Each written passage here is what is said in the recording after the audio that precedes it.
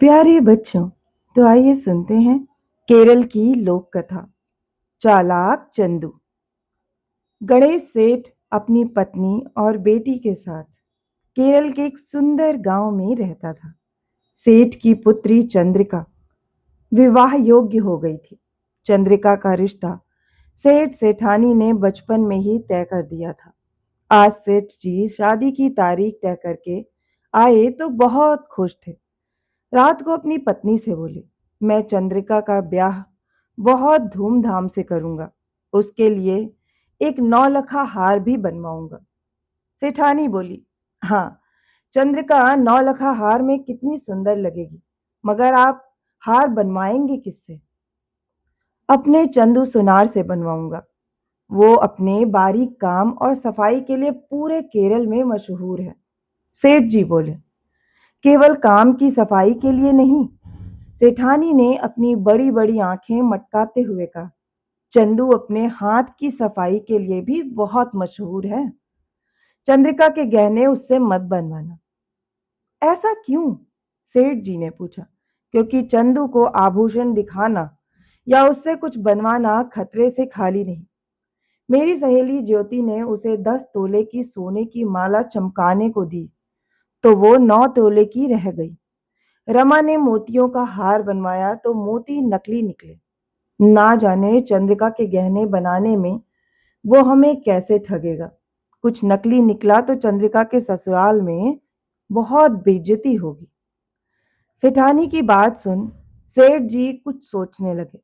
कुछ देर बाद बोले, मैं चंद्रिका का हार तो चंदू से ही बनवाऊंगा। देखूं वो मुझे कैसे ठगता है।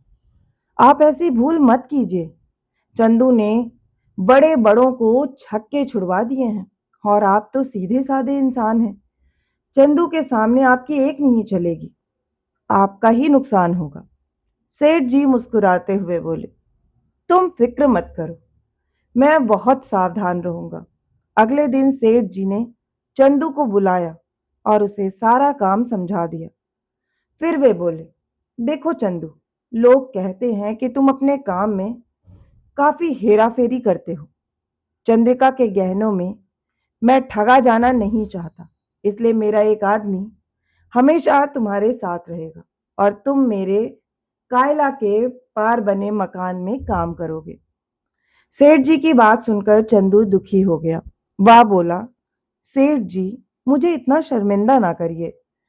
चंद्रिका बिटिया मेरी बेटी जैसी है, भला मैं उसके गहने बनाने में बेईमानी क्यों करूंगा? आप बस बता दें, मैं सब तैयार करके ले आऊंगा। सेठ जी बोले, नहीं चंदू, अपनी बेटी के गहनों के मामले में मैं किसी पर विश्वास नहीं करूंगा। काम तुम्हें मेरे घर में मुरली की निगरानी में ही करना होगा। अगले दिन से हार पर काम शुरू हो गया। हर रोज सवेरे सेठ जी अध बना हार और बचा सामान तिजोरी से निकालकर चंदू को देते। फिर चंदू और मुरली नाव द्वारा कायला पार कर छोटे मकान में जाते। चंदू काम पर लग जाता और मुरली उसकी निगरानी में। चंदू को सेठ जी की बात का बुरा तो लगा था, मगर वो यह सोचकर खुश था कि उसका बनाया हार चंद्रिका के गले में बहुत ही सुंदर लगेगा।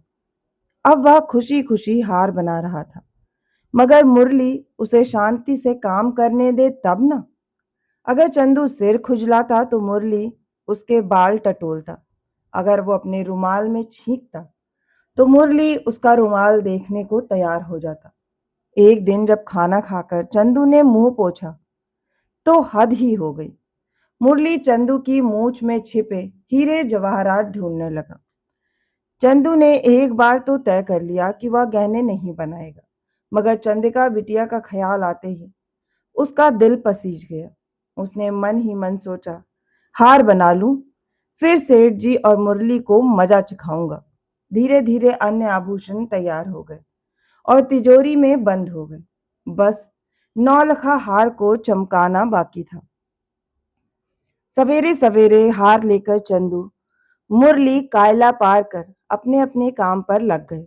दोपहर तक हार सूरज जैसा चमकने लगा था। हार को एक लाल रेशम के कपड़े से ढकी तश्तरी में सजा चंदू नाव में बैठ गया। मुरली नाव चलाने लगा। नाव कायला के बीच में पहुंची ही थी कि चंदू ने दूर से आते हुए सेठ जी को देखा। खुशी के मारे चंदू नाव में खड़ा हो गया और जोर जोर से हाथ हिलाते हुए उन्हें बुलाने लगा। अरे अरे अरे, ये क्या कर रहे हैं? मुरली ने घबरा कर कहा। उसके देखते ही देखते चंदू की हरकत के कारण नाव पलट गई। चंदू, मुरली और हार वाली तस्तरी सब पानी में जा गिरे। बड़ी कठिनाई से नाव, मुरली और हार समेत चंदू सुनार को कायला से बाहर निकाला गया। उन्हीं भीगे कपड़ों में चंदू ने हार वाली तस्तरी सेठ जी को सौंपी और अपना मेहनताना लेकर घर लौट गया। सेठ जी खुशी से फूले नहीं समाये। पूरे गांव में खबर फैल गई कि सेठ जी चंदू से तेज निकले। शादी के दिन जब सेठानी ने चंद्रिका को हार पहनाने के लिए डिब्बा खोला तो उसका दिल धक से रह गया। वह चमकता हुआ हार काला पड़ गया था। जब सेठ जी को यह पता चला तो उन्हें भी धक्का लगा। आखिरकार चंदू सुनार ने उनको ठग ही लिया। सेठ जी ने तुरंत चंदू को बुला भेजा। चंदू भी हंसता हुआ आ गया। सेठ जी के हाथ में असली हार रखते हुए बोला, यह लीजिए आपका हार।